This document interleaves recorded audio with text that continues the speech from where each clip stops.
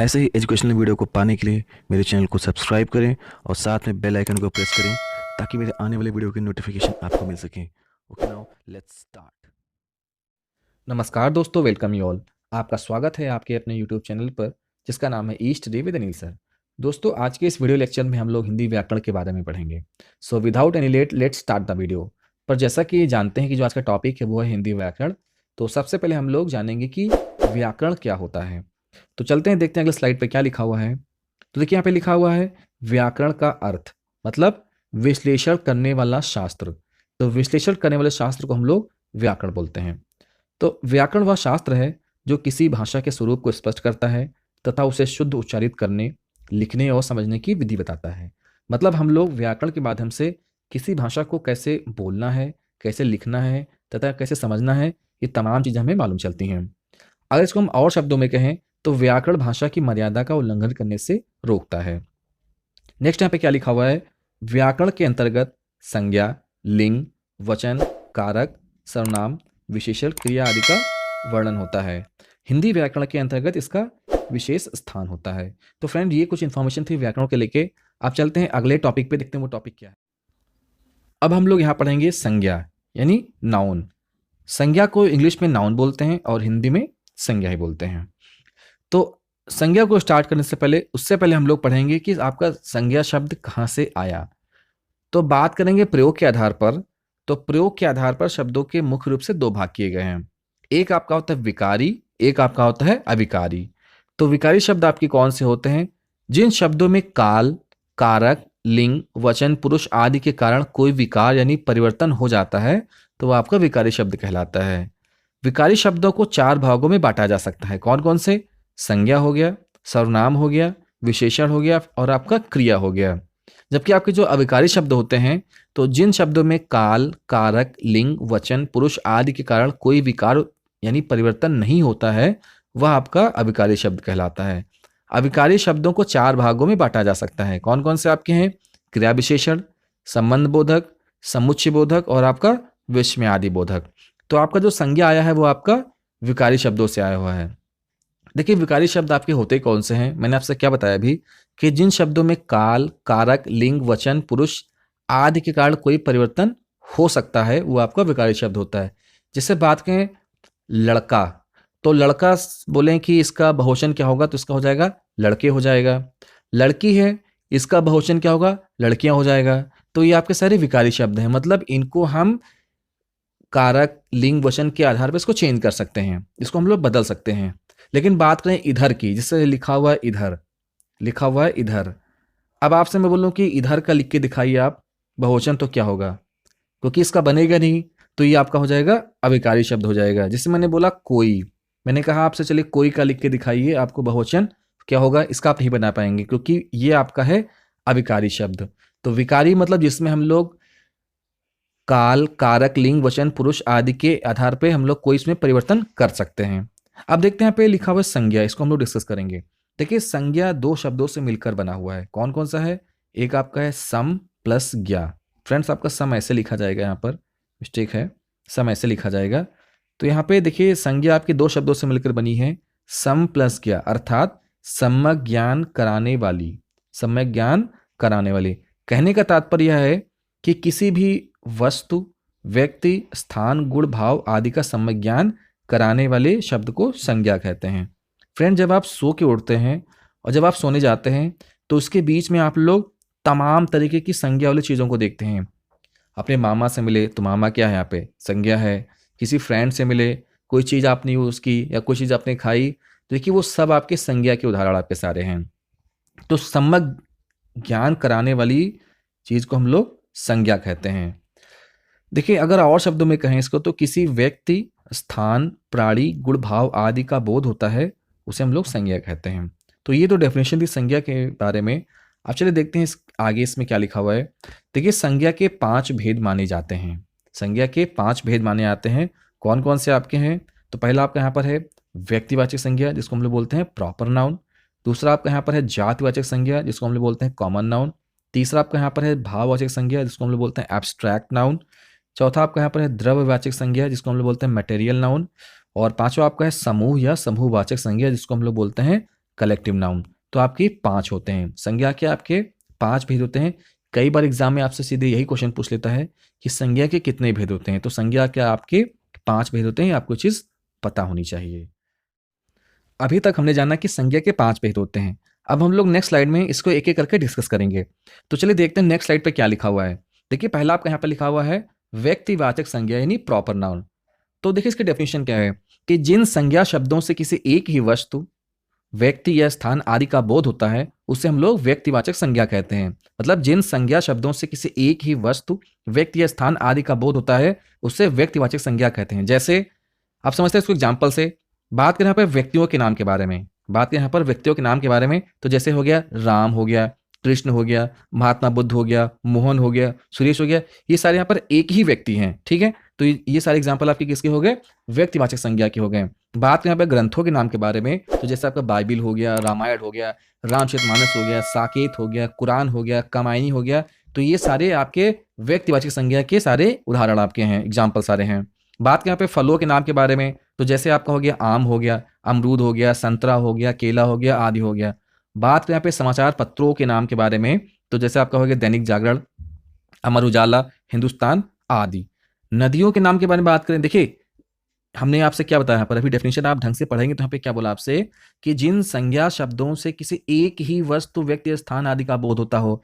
अब जैसे बात करें नदी की, देखिए जैसा कि जानते हैं आपकी नदी यहाँ पर क्या लिखा हुआ है, गंगा नदी। तो क्या गंगा नदी आपकी कई नदियां हैं क्या?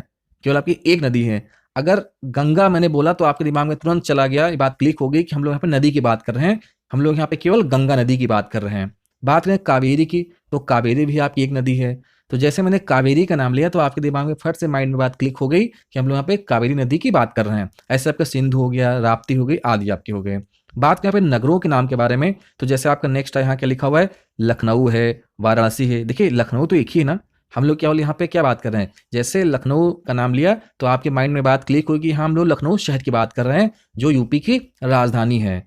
तो यहाँ पे लखनऊ हो गया, बनारस हो गया, दिल्ली हो गया, आगरा हो गया, पटना हो गया। तो जितने भी आपके शहर हैं सारे के सारे आपके संज्ञा में आते हैं। कौन सी संज्ञा में आते हैं? आपके सारे व्यक्तिवाचक संज्ञा में आते हैं, क्योंकि हम लोग यहाँ पे केवल एक ही वस्तु, व्यक्ति या स्थान का हम लोग की यहाँ पे बात कर रहे हैं। तो आपका सारा किस में जाएगा? आपका व्यक्तिवाचक संज्ञा में जाएगा।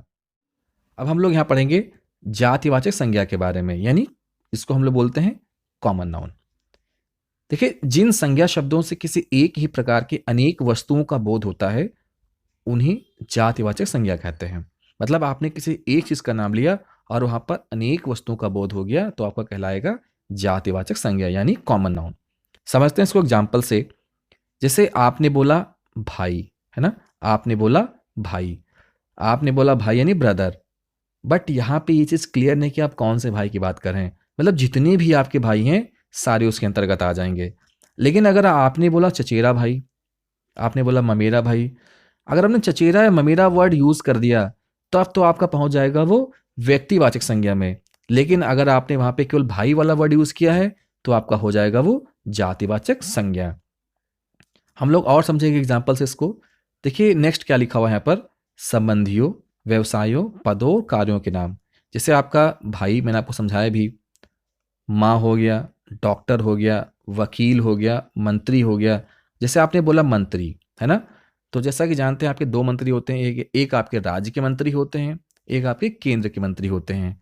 तो अभी आपने यहाँ पे राज्य नहीं बोला ना आपने केंद्र बोला, आपने केवल बोला मंत्री। तो जैसा आपने मंत्री बोला तब आपका पहुंच जाएगा आपका ये जातिवाचक संज्ञा में। लेकिन अगर आपने यहाँ पे राज्य मंत्री की बात की होती तब आपका पहुंच जाता है ये व्यक्तिवाचक संज्ञा में, है ना।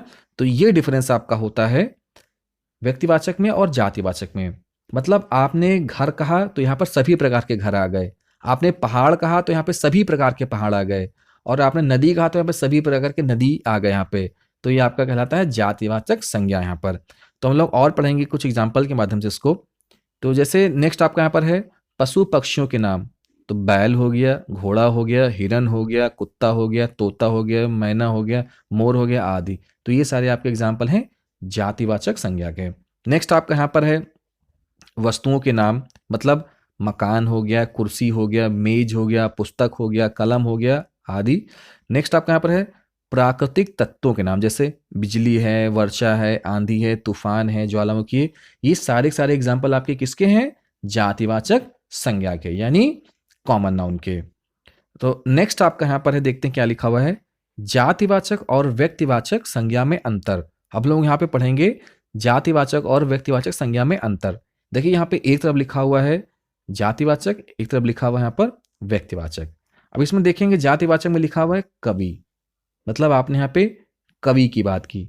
अब जितने भी कवि इसमें हो रहे हैं, चाहे आपके कबीर दास जी हो, रहीम दास जी हो, रैदास जी हो, ये सारे सारे किस में आ जाएंगे, जातिवाचक संज्ञा में आ जाएंगे। लेकिन आपने स्पेशली कबीर जी का नाम ले लिया, तब आपका हो जाएगा व्यक्तिवाचक संज्ञा।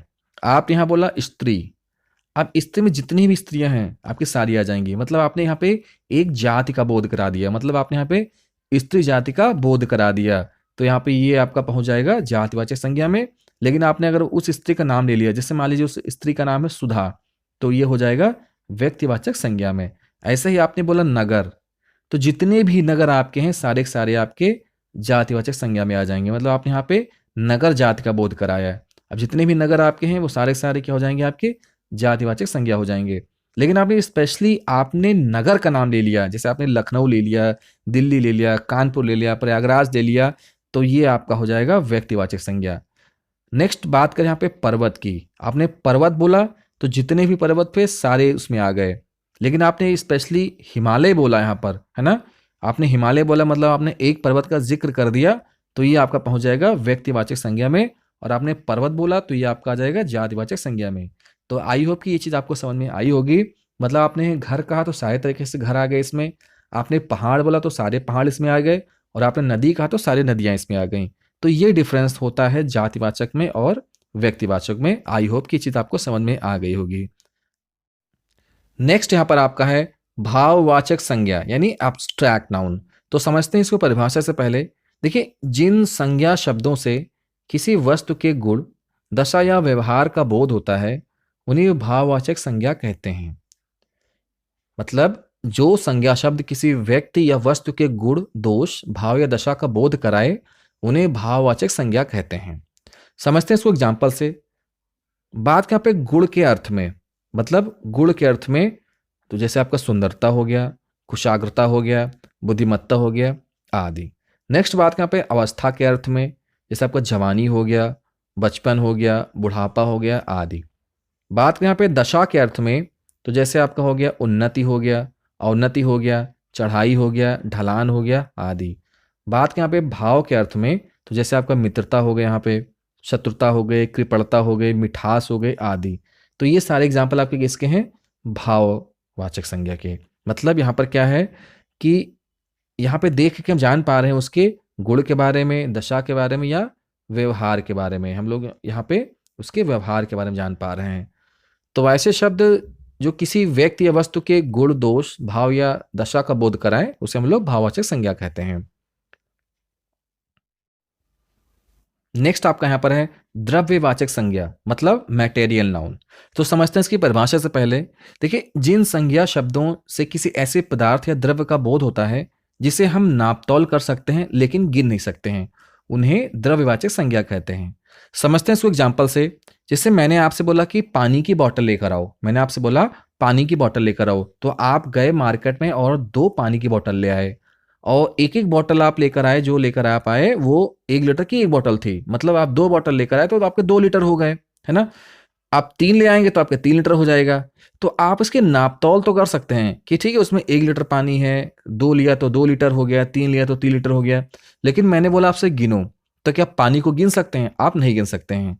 मतलब देखिए यहाँ पे डेफिनेशन से अगर आप समझिए थोड़ा सा यहाँ पर, कि जिसका नापतोल तो कर सकते हैं लेकिन गिन नहीं सकते हैं। ऐसे बात करूं तेल की, तो क्या तेल को आप गिन सकते हैं? नहीं गिन सकते हैं। लोहा को, आप लोहा को नहीं गिन सकते हैं। आप लोहा का वजन कर सकते हैं बट लोहा को आप गिन नहीं सकते हैं। ऐसे तांबा का क्या है, वजन तो कर सकते, नापतोल तो कर सकते हैं लेकिन गिन नहीं सकते हैं।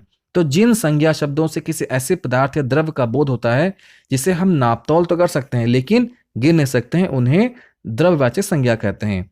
बात करें यहाँ पे एग्जाम्पल की, जैसे आपका धातुओं के नाम यहाँ पर है, तो आपका चांदी हो गया, पीतल हो गया, लोहा, सोना, तांबा आदि। पदार्थ की बात करें यहाँ पर, तो जैसे आपका हो गया दूध है, तेल है, पानी है, घी है, दही है आदि है। तो ये सारे आपके एग्जाम्पल जो हैं आपकी ये हैं द्रव्यवाचक संज्ञा के। और आई होप कि ये चीज आपको समझ में आई होगी।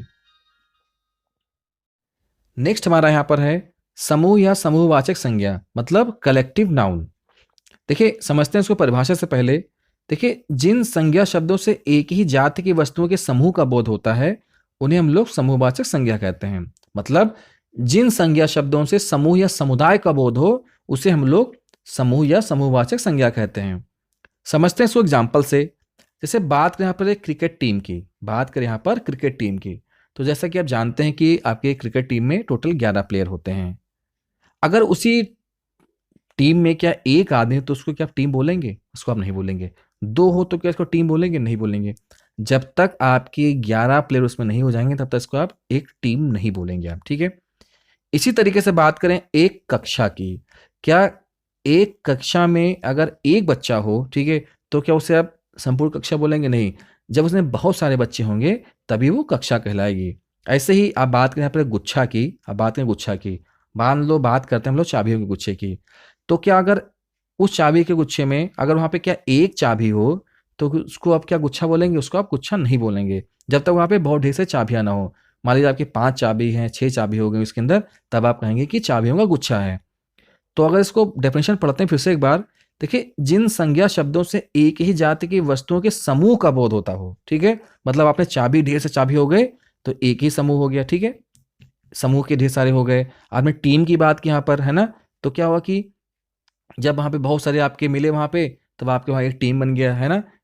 इसी तरीके से जब अलग अलग बच्चे मिले एक क्लास में तो पूरा कक्षा बन गया, है ना। तो ये सारे एग्जाम्पल आपके किसके हैं? समूहवाचक संज्ञा के। तो समझते फिर से एक बार इसको। देखिए बात करें यहाँ पे व्यक्तियों के समूह की, तो आपका कक्षा हो गया, सेना हो गया, समूह, टुकड़ी, गिरोह, दल आदि। नेक्स्ट आपका यहाँ पर है वस्तुओं के समूह, तो कुंज है, ढेर है, गट्ठर, गुच्छा इत्यादि। तो ये सारे एग्जाम्पल आपके किसके हैं? ये सारे एग्जाम्पल हैं समूह या समूहवाचक संज्ञा के। तो आई होप कि ये वीडियो आपको समझ में आया होगा। तो फ्रेंड्स ये जो आपका वीडियो था वो था संबंधित था संज्ञा से। नेक्स्ट वीडियो में मिलते हैं हम लोग सर्वनाम के साथ में। So thank you so much, keep supporting, keep promoting, thank you so much, bye bye, take care.